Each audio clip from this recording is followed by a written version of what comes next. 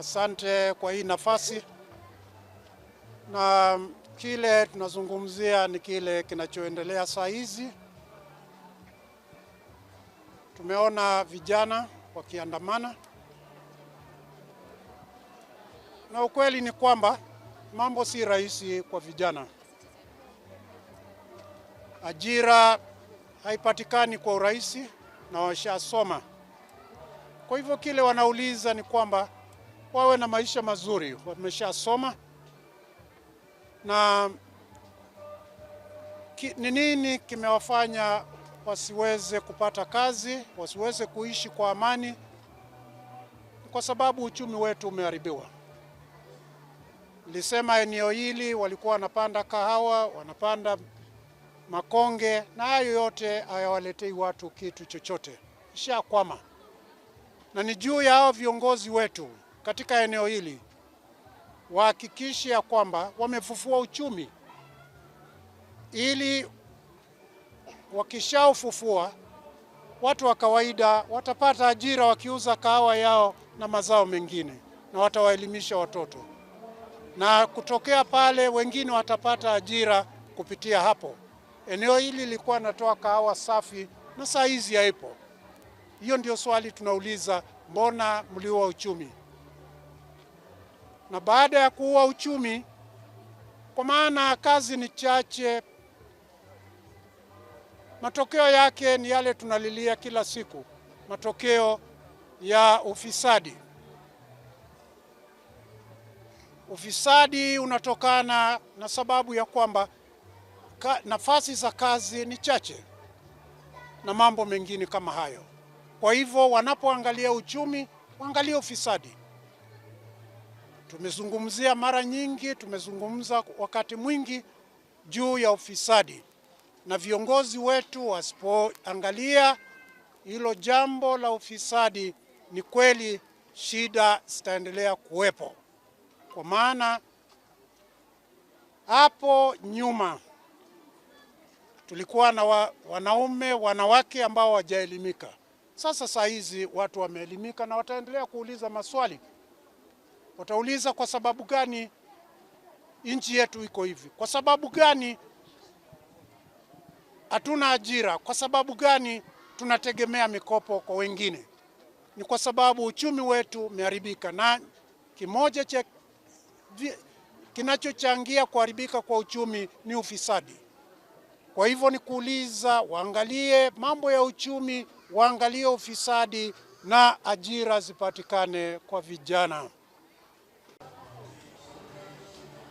Tumesema na nimewaambia mapadri wangu, watu wako huru kuja kanisani, waje waombe vile tumeomba, na wakishamaliza kuomba warudi. Wakiwa wanataka mikutano ya siasa wapeleke soko. Na ni vivyo hivyo katika mazishi ambayo tunaenda kuhudhuria, tuende tuomboleze, tuende tuombe na hao, na wakitaka mambo ya siasa na wao warudi nje, ili tusilete aibu. Wakati huu si rahisi. Kwa hivyo hayo ndio nimezungumzia, na nimewaambia mapadri tusiruhusu. Tunawaheshimu hata ikiwa hivyo, tunawaheshimu, lakini saa hizi si wakati wa kuzungumza kanisani. Wazungumzie huko nje. Yule anataka aende asikize, yule hataki aende nyumbani, yule anataka kumuuliza maswali amuulize, na iwe hivyo. So thank you. Hayo ndio mambo nimezungumzia. Thank you. Na asante wanahabari, na know we are all in the same basket. Yes. Asante. Kile nilizungumzia ni kwamba ndio tunawaita waheshimiwa, na wale vijana hawawaheshimu kwa sababu wamewasukuma katika kona na wana kazi. Wao walijipotezea heshima na kuitwa waheshimiwa. Kwa hivyo ni juu yao kurudi nyuma ili wa reclaim hiyo hali ya kuwa waheshimiwa, na ndio sababu hawakuheshimiwa.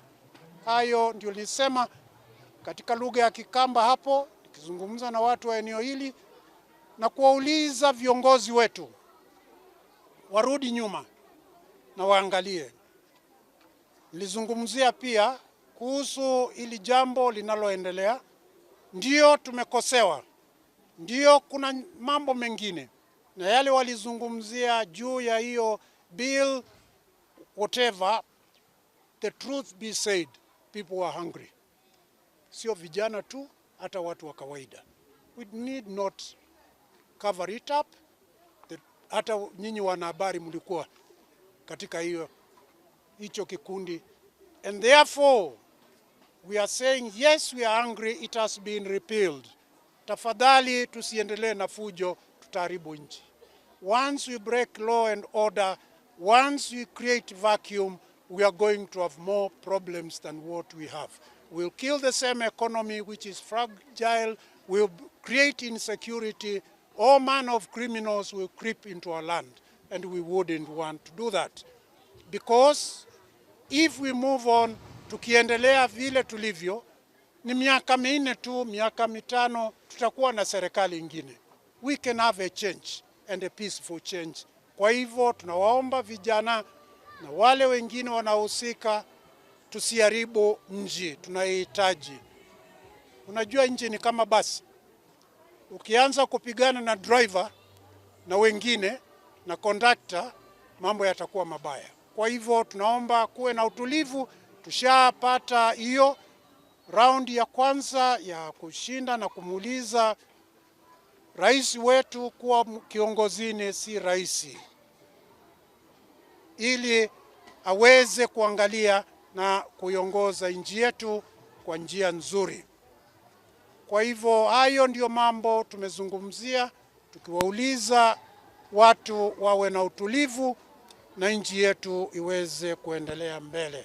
Mwisho niliwaambia kuendelea, demokrasia iko hivyo. Lazima tuulize maswali, lazima tuendelee mbele. Na njia nzuri ya kuendelea hivyo ni kuwa na elimu kwa watu wa kawaida, kwa maana hao wataendelea kugeuza nchi na kwa njia nzuri.